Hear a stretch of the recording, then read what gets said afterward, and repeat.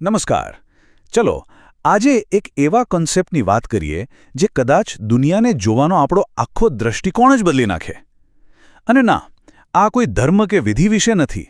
આ તો દિલથી લેવાયેલા એક સંકલ્પની વાત છે. તો ચલો સાથે મળીને સમજીએ કે આ કરુણા દીક્ષા આખરે છે શું.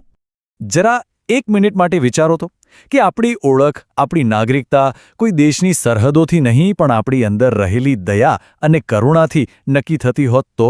બસ આ એક નાનકડો પણ ખૂબ શક્તિશાળી વિચાર જ આજના આપણા સમગ્ર વિશ્લેષણનો પાયો છે. તો સૌથી પહેલા એક વાત એકદમ સ્પષ્ટ કરી લઈએ. જો અહીં કોઈ પૂજાપાઠ કે ધાર્મિક વિધિની વાત બિલકુલ નથી. આ તો એકદમ વ્યક્તિગત નિર્ણય છે. જીવનને એક નવી, વધુ દયાળુ નજરથી જોવાનો એક પાક્કો સંકલ્પ. અને આનો મૂળ સિદ્ધાંત કેટલો સુંદર છે નહીં? કે દીક્ષા વસ્ત્રો નથી બદલતી, એ તો આપણા વિચાર બદલે છે. મતલબ કે સાચો બદલાવ બહારથી નહીં પણ અંદરથી જ આવે છે.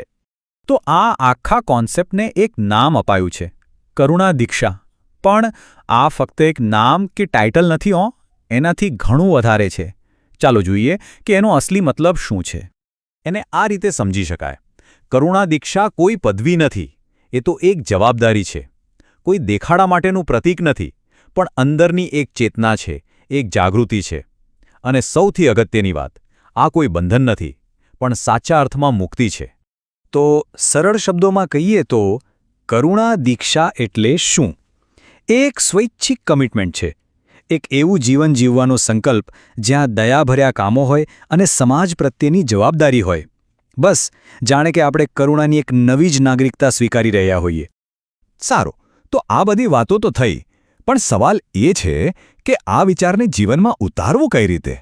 એની પાછળ કોઈ બ્લુપ્રિન્ટ, કોઈ નક્કર પ્લાન છે ખરો? હા, બિલકુલ છે. અને એના કેન્દ્રમાં છે આ 4 મુખ્ય સંકલ્પ. પહેલું, કરુણાને જીવનનો આધાર બનાવવો. બીજું, વિચાર, વાણી અને વર્તનમાં અહિંસાને અપનાવવી. ત્રીજું, પોતાની શક્તિ મુજબ સમાજની સેવા કરવી. અને ચોથું, સમગ્ર માનવતા અને પ્રકૃતિ પ્રત્યે જવાબદાર રહેવું. આ 4 પાયા છે એ નવી નાગરિકતાના. ખાલી શબ્દો નહીં, પણ જીવન જીવવા માટેની ગાઈડલાઇન્સ. અને વાત અહીં પૂરી નથી થતી. આ 4 મુખ્ય સંકલ્પોને સપોર્ટ કરવા માટે 11 માર્ગદર્શક નિયમો પણ છે.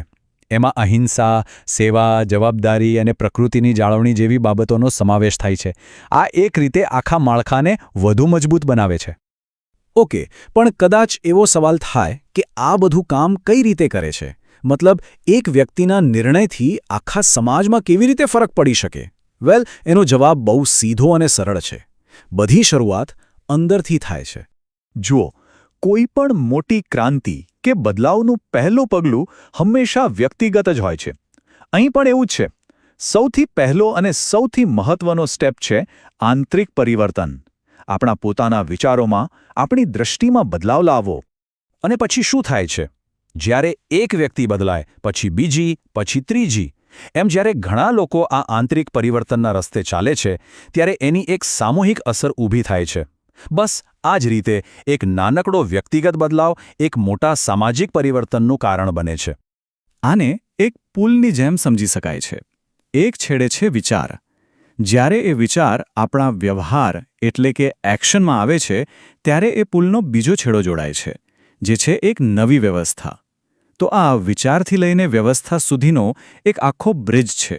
અને આ બધી જ વાત આપણને ફરી ત્યાં જ લઈ આવે છે, જ્યાંથી આપણે શરૂઆત કરી હતી. એક નવા પ્રકારની નાગરિકતા. એવી નાગરિકતા જેની કોઈ ભૌગોલિક સરહદ નથી, જે સમગ્ર માનવતાને જોડે છે. કે આ કોઈ પદવી કે અધિકાર નથી, પરંતુ માનવ બનવાની જવાબદારી છે. આ વાક્યમાં જ આખા કોન્સેપ્ટનો સાર આવી જાય છે, ખરો ને? એ યાદ અપાવે છે કે કરુણા રાખવી એ કોઈ ચોઇસ નથી, પણ એક મનુષ્ય તરીકે આપણી મૂળભૂત જવાબદારી છે, આપણું કર્તવ્ય છે. તો ચાલો આજના આ વિશ્લેષણને અંતે આપણે એક સવાલ સાથે છોડીએ.